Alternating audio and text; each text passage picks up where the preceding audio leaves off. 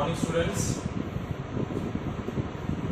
Now, in the last session, what we have discussed? We have discussed different atomic models about the structure of an atom proposed by the different scientists that we had discussed in the last session, in which we have discussed Thomson atomic model, Rutherford atomic model, and the Bohr's atomic model. And in the Rutherford atomic model, we discovered the Rutherford alpha scattering experiment, through which Rutherford discovered the nucleus. So, as we discussed three different models of atomic structure, the final model of the Bohr's model, and according to the Bohr's atomic model, atom consists of positively charged nucleus, where whole mass of an atom is supposed to be concentrated, and that nucleus consists of proton and neutron, and around this nucleus electrons revolve in a different concentric circles. Electron जो है वो different concentric circles में क्या करता है, revolve करता है. ये आपका क्या है, न्यूक्लियस है, which consists of proton and neutron, and whole mass of an atom is supposed to be concentrated in the nucleus, or around that nucleus electrons revolve in a different concentric circles. Electrons, the number of electrons is equals to the number of proton, so atom is electrically neutral. Atom क्या है, electrically neutral है. Number of proton is equals to number of electron. Proton जो है positively charge particle है, electron negatively charge particle है, तो positive charge particle और negatively charge particle equal amount में है. So atom is electrically neutral. Now we will discuss two important terms related to the nucleus और related to the atom, that is atomic number and second is mass number. So what is atomic number? Atomic number को हम represent करते हैं Z से. Atomic number is represented by Z and mass number is represented by A. So what is atomic number? Atomic number is number of protons present in the nucleus.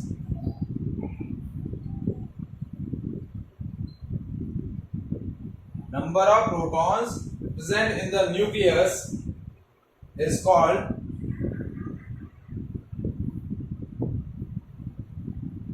the atomic number. And mass number is what? Number of protons plus number of neutrons. Number of protons plus number of neutrons, that is called mass number. ठीक है? The number of protons and number of neutrons present in the nucleus is known as mass number, and total number of proton and neutron is also known as nucleons. क्या बोलते हैं? Nucleons. तो mass number को हम ऐसे भी define कर सकते हैं, total number of nucleons is known as mass number. तो mass number को आप कैसे define करेंगे, देखिए. Mass number can be defined as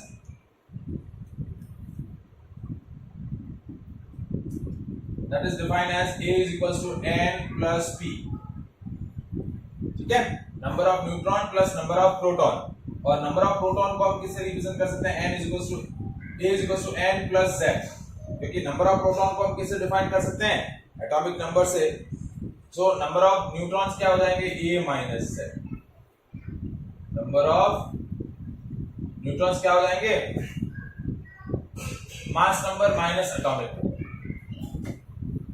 क्या हो जाएंगे, mass number minus atomic number. Number of neutrons,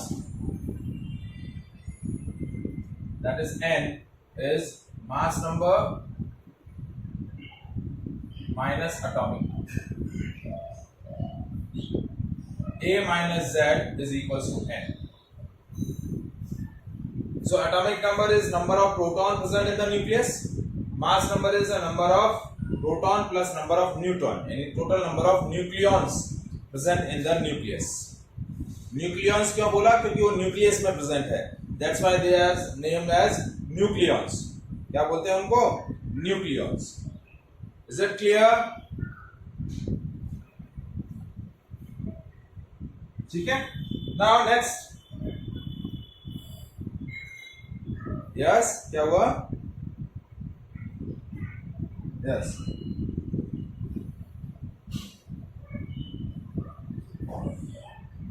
एक सेकेंड.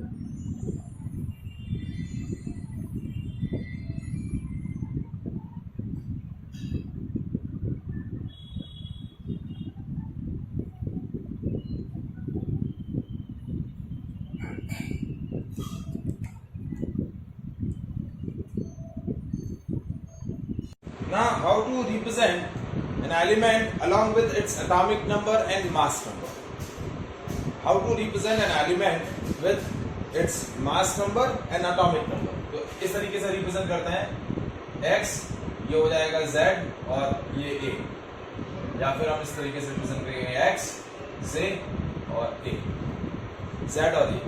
x क्या है? x is a symbol of element. Z क्या हो जाएगा? Atomic number. और A क्या हो जाएगा? Mass number.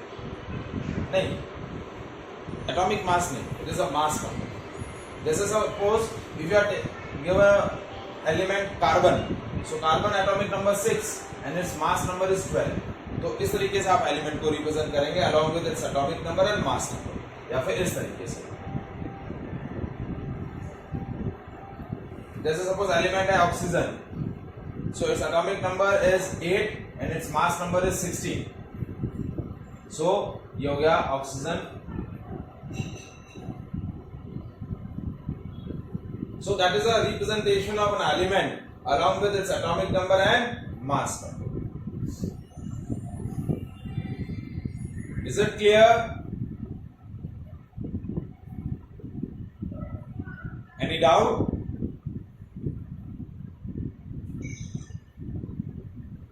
ठीक है. Now we'll discuss our important term, that is an electronic configuration of an element. What? Electronic configuration of an element. But before discussing the electronic configuration, two important terms are also related to these phenomena: isotopes and isobar. तो पहले हम वो discuss कर लेते हैं. What are the isotopes? What are the isobar? ठीक है, तो पहले हम वो डिस्कस कर लेते हैं.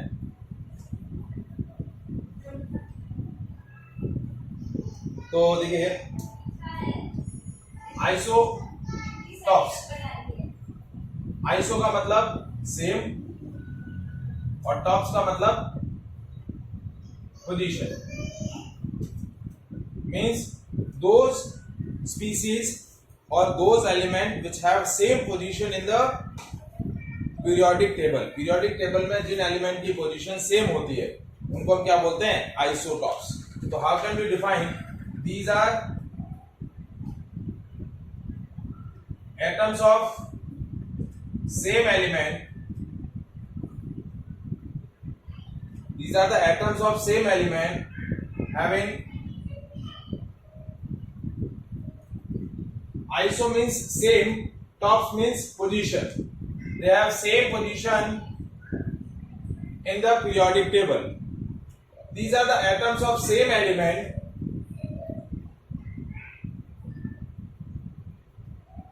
having same atomic number but different mass number. जिनके एटॉमिक नंबर सेम है लेकिन मास नंबर डिफरेंट है, उनको हम क्या बोलते हैं? आइसोटॉप्स. जैसे आइसोटॉप्स ऑफ हाइड्रोजन.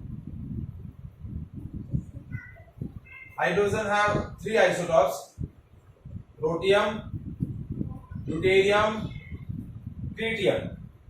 देखिए, इसको हम बोलते हैं प्रोटियम, ड्यूटेरियम एंड ट्रिटियम. देखिए, इन तीनों आइसोटॉप्स के एटॉमिक नंबर 1 है, 1 1 और 1, बट मास नंबर इसका 1 है, इसका 2 है और इसका 3 है. So these are the atoms of same element having same atomic number but different mass number. These are called isotopes. जैसे for example isotopes of carbon. तो कार्बन के 3 आइसोटॉप्स है, carbon 12, carbon 13, carbon 14. Carbon 12, carbon 13, carbon 14. So these are the 3 isotopes of carbon in which all the atoms have a same atomic number 666, but mass number different है. इसका 12 है, इसका 13 है, इसका 14. Different mass number. Is that clear? Next species जो है उनको हम बोलते हैं आइसो बार. तो आइसो का मतलब सेम, बार्स का मतलब हुआ मास. तो ऐसी स्पीसीज जिनका मास सेम होता है, जिनका मास नंबर सेम है. So these are the atoms of different elements having same mass number but different atomic number. Isobars. Isobars. These are the atoms of different elements having same mass number but different atomic number. Atomic number different होंगे लेकिन mass number क्या होंगे? Same. तो वो क्या बोले जाएंगे? Isobar. जैसे देखिए कार्बन 14 and नाइट्रोजन 14. तो देखिए इनके एटॉमिक नंबर डिफरेंट है. इसका एटॉमिक नंबर 6, इसका एटॉमिक नंबर 7, बट इनके मास नंबर दोनों के सेम है. तो they are known as isobars. क्या बोलेंगे? आइसोबार्स. जैसे argon and calcium.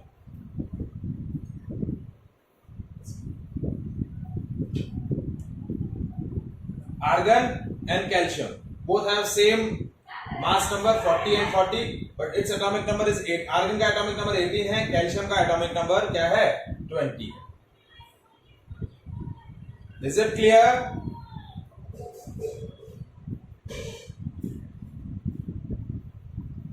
Any doubt?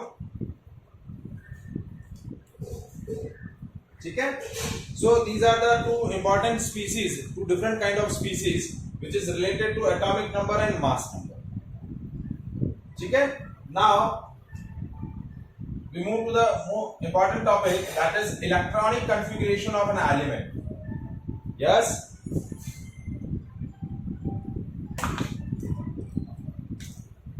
Yes. क्या कह रहे हैं बेटा? आइसोबार्स के एग्जांपल देखिए, carbon 14 and nitrogen 40, argon 40 and calcium 40.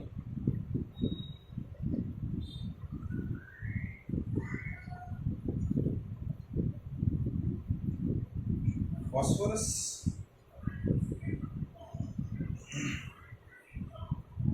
नहीं होगा. Next, note it down. Yes, next is electronic configuration of an element, of an atom, या फिर electronic configuration of an atom या electronic configuration of an element. So, what is an electronic configuration? As we discussed in the structure of an atom, कि atom consists of positively charged nucleus in which protons and neutrons are present, and around that nucleus electrons revolve in a different concentric orbits which are known as energy levels. So how these electrons are arranged in a energy levels or in a orbits, कि जो electrons हैं वो किस तरीके से orbits में arrange हैं, किस तरीके से वो different orbits में arrange है, how many orbits around the nucleus are there, and how many electrons present in the each nucleus. Sorry, how many electrons present in each orbit. So the arrangement of electron in the different orbits, that is called electronic configuration. क्या बोलेंगे? Electronic configuration. Arrangement of electrons